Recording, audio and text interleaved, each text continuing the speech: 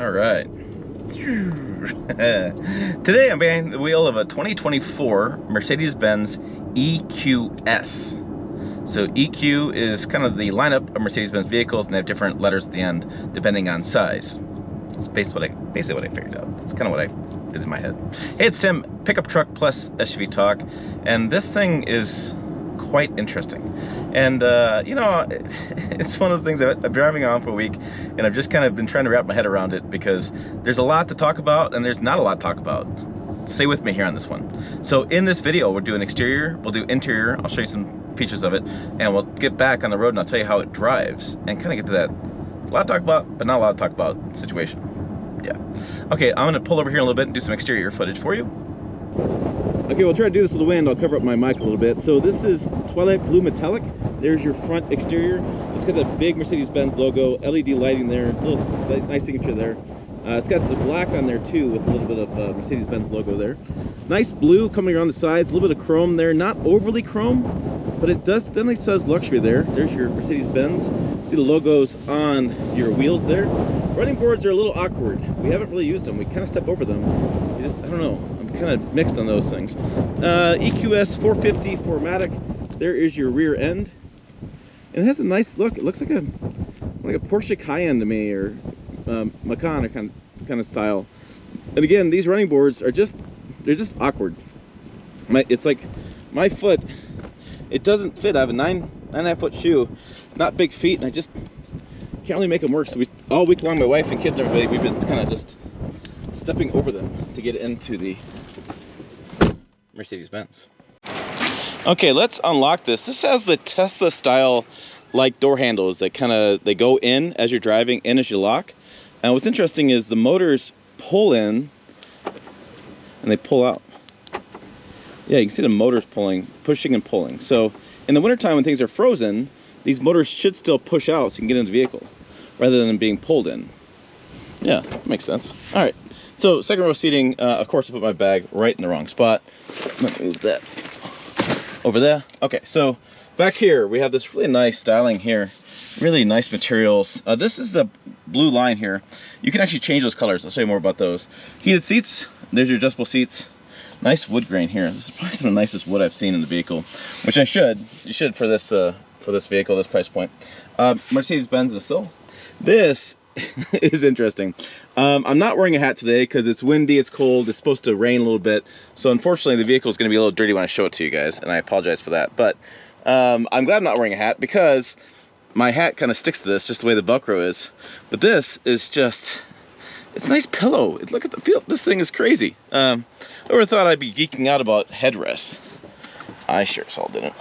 All right, so yeah, talk about nice and comfortable. Oh, I have some lighting here as well.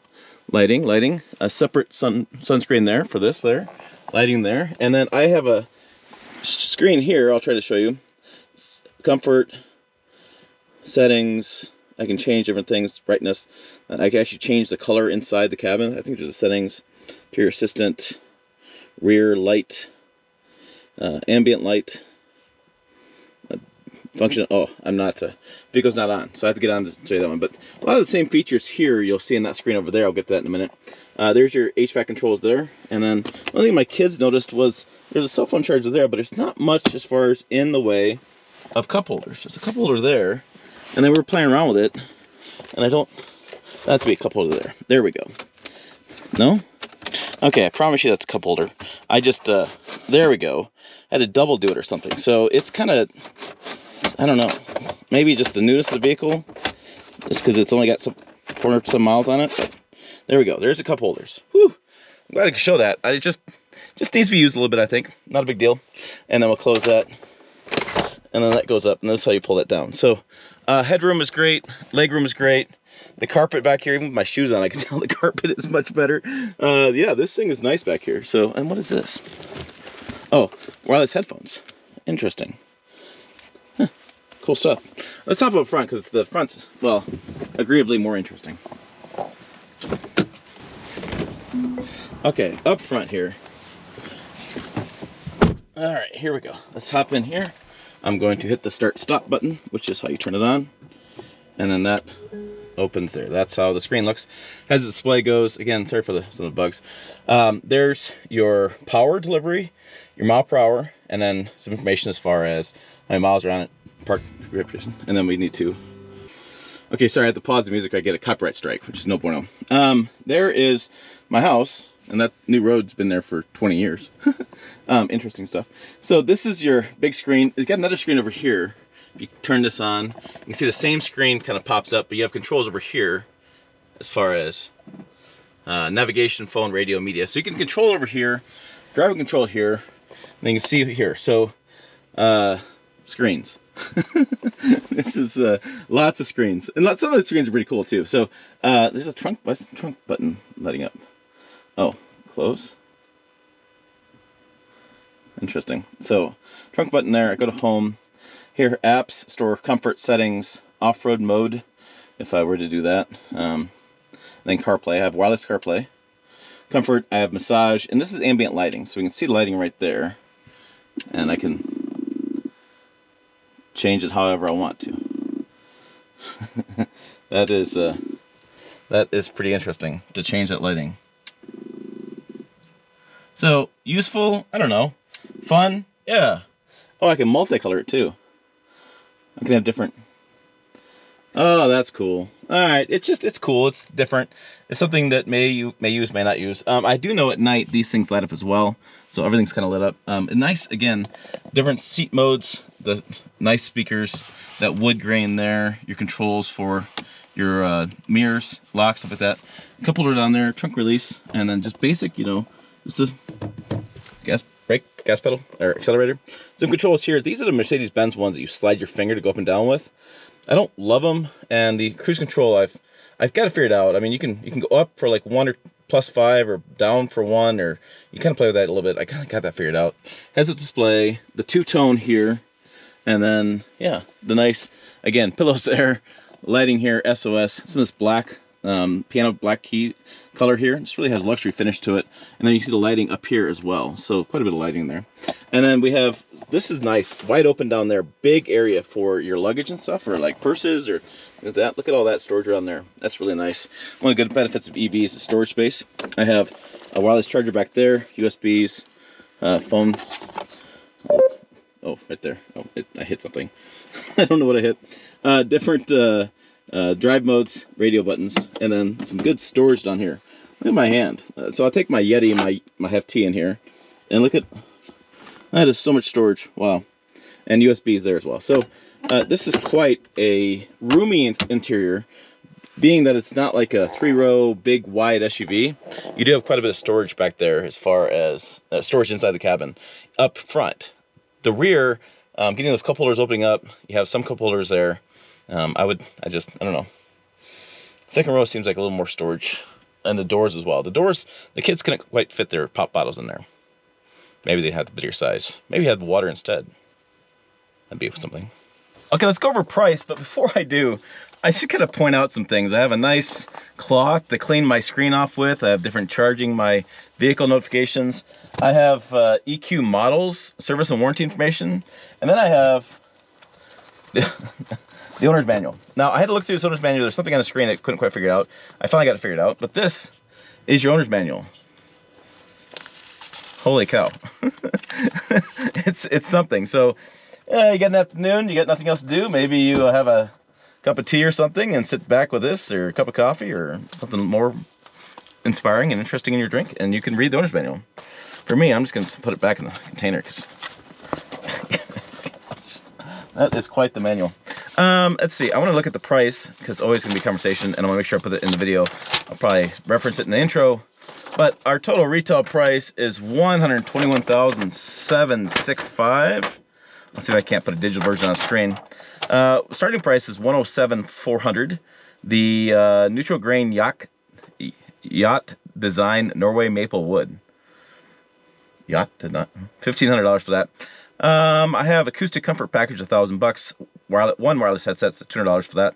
The augmented reality heads-up display is $2,000.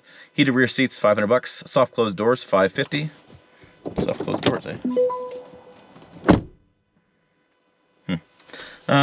Exclusive rear seat package, the Comfort Row, $2,600. AMG exterior package, $3,000. Pinnacle trim, $28,850. So again, total price is $121,000. Oh, it says 355 horsepower and 590 foot-pounds of torque. Yeah, 590. You can do 9.6 kilowatt AC charging system. This is the deal. 200 kilowatt DC fast charging system. That's the max it'll put in the vehicle at a charging station, if I understand it correctly. And this is 2024 EQS 450 4-automatic SUV. Where's this built at? Interesting stuff. Final assembly is Vance, Alabama. Huh, that's cool. Engines built in Germany. Probably not. Transmissions in Germany. It's electric, folks. Maybe they build the batteries over there and ship them over here, but there is no transmission. The oddities you find. Let's talk about charging this. So I have it plugged in here. You can see the screen, or the lights will be red for non, yellow for caution, blue for charging, and then when it's white or done, it's ready to go. So this is fully charged. Charged it last night. I have a 220 here, which is your different type of plug, right? So this is the 220 plug. You can do 110, which is your household plug, but that just takes, well, forever. So come around my old truck here. Really interesting scene here between old, new, old, new, old, new. Oh, yeah. All right, that's fine. And lots of weeds. Darn weeds.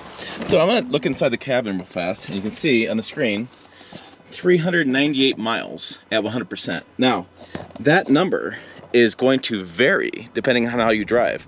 So it was like 410, 415 when I picked this up in Cheyenne, but then I drove 75 miles an hour into the wind a little bit, you know, and high speed, so it dropped quite a bit. So the range fluctuates like you would a gas vehicle. The only challenge versus gas for electric is gas station's a lot easier to find, a lot faster to fill up right now. So I think range matters more with an EV than a gas, just because of the problems with infrastructure and charging times. But that's what we kind of get. So if you're around town driving, 398 miles, it's quite a bit of range.